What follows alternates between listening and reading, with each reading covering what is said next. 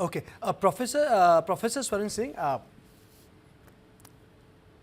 if I put this question generically, if we were able to hammer out issues on agriculture and dairy with EU, why has it become an impossible? You know, just what I was thinking. What I was thinking. I mean, look at the pragmatism. If we are able to do it with the EU, what prevents us from doing it with the US? Yes, I mean, so how come Americans have not been able to work out a deal with us in dairy and the agriculture sector if we have been able to hammer out these issues with the European Union? You know, is there a difference? That, you know, has US lost pragmatism completely? Because European leaders are quite pragmatic that, you know, agri, poultry are no-go areas for India, because this is where most of our sustenance depends on. 44% of the India's economy depends on it, is employed by it. So then what prevents, if Europe can be pragmatic, what prevents US from being pragmatic? Professor Swaran Singh. Thank you. I think it's the overall picture where different countries have decided to, you know, sort of make concessions in different sectors. So if you look at the bigger picture, the bigger concessions that India is making, for example, is in automobile sector, which India was very cautious, which we were very conscious all the time, and now we are opening it up to European countries, which are, you know, having major brands of automobiles now getting access to India's the third largest of the world auto market. Where the biggest concession is that tariffs are going down from 110 to 40%, potentially to 10%. So likewise, in the apparel, you mentioned $200 billion worth of market in European Union, where average tariffs for India are less than 4%, but in apparels, 9+%. And if they go down, that 4% share of India in $200 billion market is definitely going to jump up. Pharma is another sector where, again, you know, about 400 billion, Europe is aging population, generic medicines are required. So $400 billion of market in Europe. India is, you know, leader in generic medicine. So when you look at the larger picture, then you understand how concessions in dairy, agriculture, etc., are then looking possible in terms of pragmatic approach, compared to negotiations with the United States being virtually my way or highway.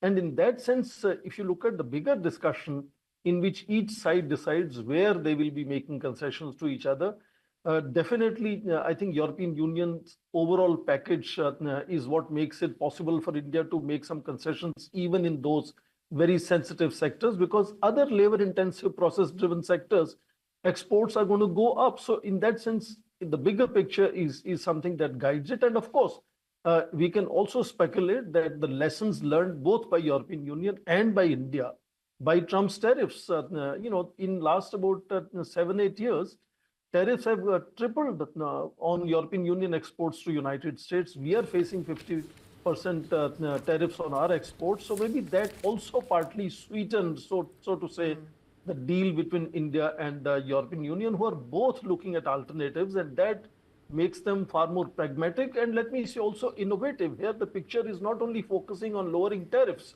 they are talking of resilience together, they are talking of diversification. In that sense, the focus here, for example, in workforce mobility is a major focus, and services is going to expand. In, you know, look at the RCEP, out of which India came out simply because workforce mobility was not absolutely agreed or allowed. So the bigger picture shows that both sides have made concessions to each other, and there are still going to be concerns. I mean, concerns about climate change related issues, where India's exports of aluminum, steel, fertilizer, cement, etc., will still face difficulties. So it's not that everything is resolved. Even the process will take another year. I think we are saying January next year is when this could actually kickstart.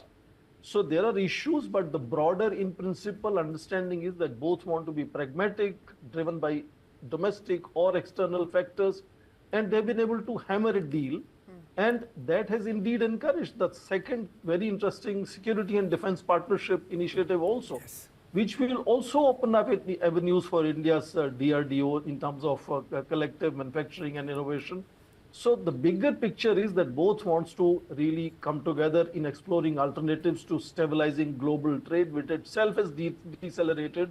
Trump's deceleration Trump's disruption has decelerated international trade totally from 10% in 2010s and now roughly 3% growth rate annually.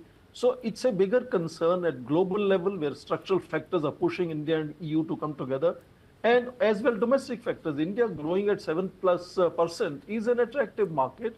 And not just automobiles, we are making opening in several other sectors also for European Union to come and invest. So it goes beyond tariffs, it goes into investments, it goes into economic integration in terms of supply chain, sort of multiple levels of partnerships in building supply chains together, value chains together. So the bigger picture is what makes it definite that both sides are willing to come together and start an initiative where they want to not just benefit from each other, but stabilize the global picture as well. And in that sense, I think that makes concessions in dairy and agriculture perfectly understandable. Absolutely, You know, absolutely. I'm no expert in negotiations, but I think the way it works is you cede some ground, I cede some ground, we come on a common ground and we decide how to go about it. Before we move any further, let me play out two important bites. Both of them talking about mother of all deals. कल ही भारत और European union के बीच एक बहुत बड़ा agreement हुआ है। दुनिया में लोग इसकी चर्चा मदर ऑफ ऑल डील्स के रूप में कर रहे हैं। ये समझौता भारत के 140 करोड़ लोगों और यूरोपीय देशों के करोड़ों लोगों के लिए बहुत बड़े अवसर लेकर आया है। ये दुनिया की दो बड़ी इकोनॉमीज के बीच तालमेल का एक शानदार उदाहरण बना है। ये समझौता ग्लोबल जीडीपी के करीब 25% और ग्लोबल ट्रेड के करीब 1/3 हिस्से को रिप्रेजेंट करता है। ये समझौता ट्रेड के साथ साथ डेमोक्रेसी और रूल ऑफ लॉ के प्रति हमारे शेयर्ड कमिटमेंट को भी सशक्त करता है।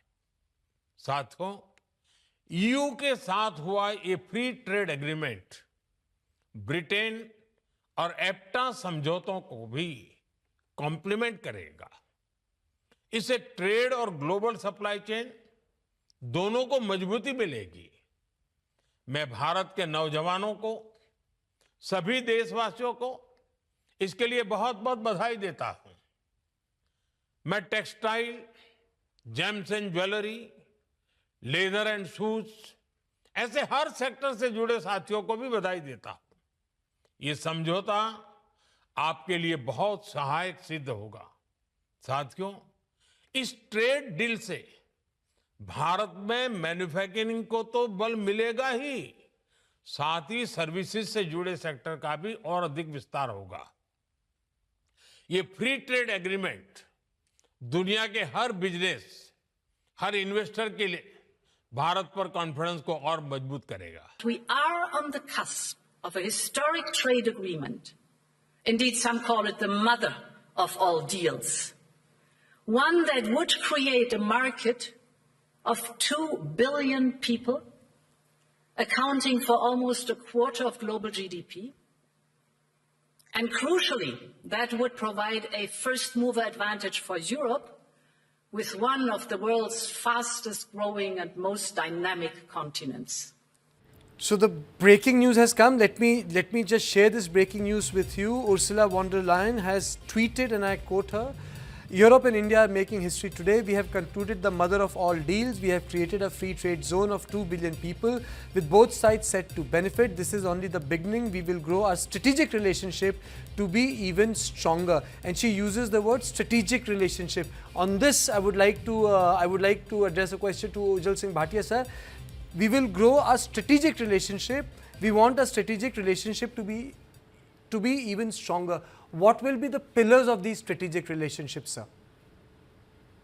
Well, let me begin by making one point, if you'll forgive the departure, and this is about the pragmatism you referred to in the European Union and India about agriculture and dairy versus the approach of the United States.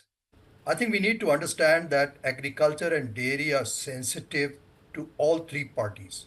whether it's the United States, whether it's India, whether the European Union. And as an example of the sensitivities in European Union, I'll tell you that the European Union Mercosur deal, which was negotiated over 25 years,